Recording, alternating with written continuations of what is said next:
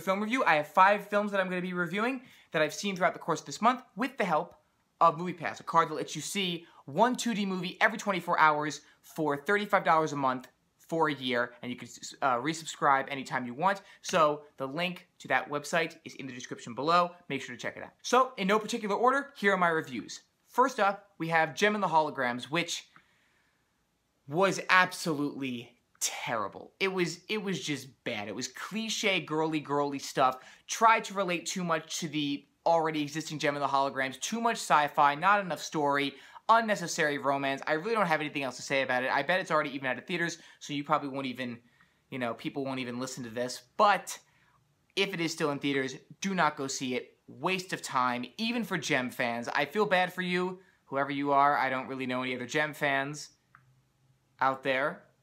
But it is awful, just to say the least. I can say enough bad things about it that I'm not going to. Next film on the list is Steve Jobs. It's very episodic. It's very structured and very grounded in Steve Jobs' big moments. It's not the whole life story of Steve Jobs. It is actually much more of a documentary. There are blocks of time that are devoted to from 45 minutes to an hour of a certain aspect of Steve Jobs' life with the certain release of Apple products and the success and failure that he had, with flashbacks going back and forth as each supporting character finds it necessary. It's a pretty interesting way that they structure it. It's a decent film. I would see it just to gain some respect for Steve Jobs, or maybe lose some respect if you thought that he was this nice, warm, lovable guy.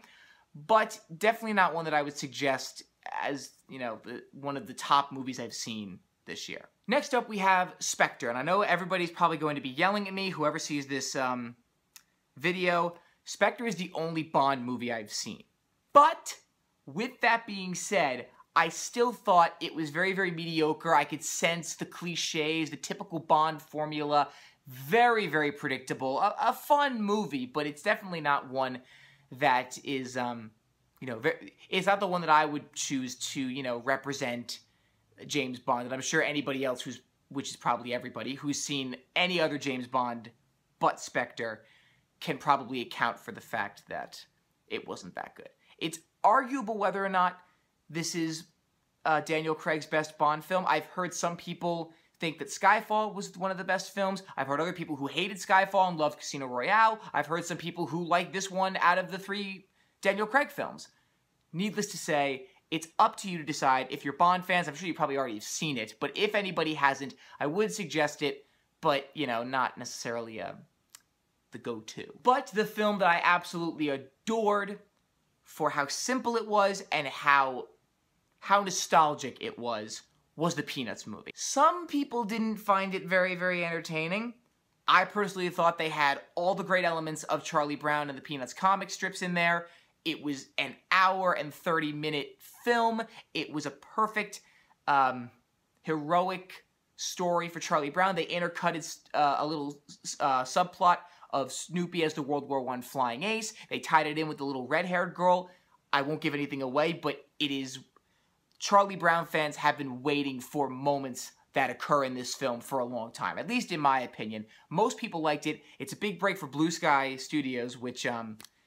For those of you who don't know their films, just Google it. You'll see why I'm saying it's a pretty big break for them. But, needless to say, I loved it. I loved the Peanuts. I loved Charlie Brown, Snoopy, Linus, Lucy, all of them. I will say one thing, though. Sally was the funniest part in the film for me. She was in it more than any other supporting character was, because it was so focused on Charlie Brown and Snoopy, of course. That brings me to the film, which, oddly enough, was not very critically well received, but people seem to like it. I liked it, and I remember when this specific event happened in history. The movie that I'm referring to is The 33, which was a very heartwarming, very inspiring film. It took place, it was sort of half documentary, half fictitious. You don't really know what goes on down there. They fictionalized all these events of what would happen if 33 men were trapped underground for, 3 months. And what would happen on the surface if you didn't know that they were alive, and you didn't know how much money you were going to spend, and then you didn't know that you didn't want to anger and upset the families.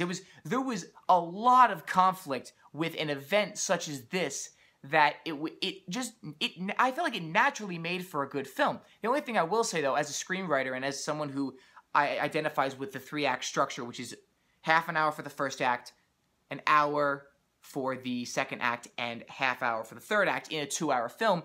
This film did seem like the third act was very, very extended. Like, when you thought something was going to be finished, it sort of kept on going, but it was still entertaining. It was well acted, I thought well directed, well shot, and I mean, everything was pretty good for me. So I would definitely suggest anybody going to see that movie to judge for yourselves and not necessarily listen to the critics, because I don't think that the Rotten Tomatoes or IMDb ratings are nearly representative of what the film how great the film actually was. And that's all the films that I have for you guys. Hopefully I'll be able to dedicate a video to The Good Dinosaur, just for The Good Dinosaur, so I can talk about it a little bit more in a separate video after I see it this weekend.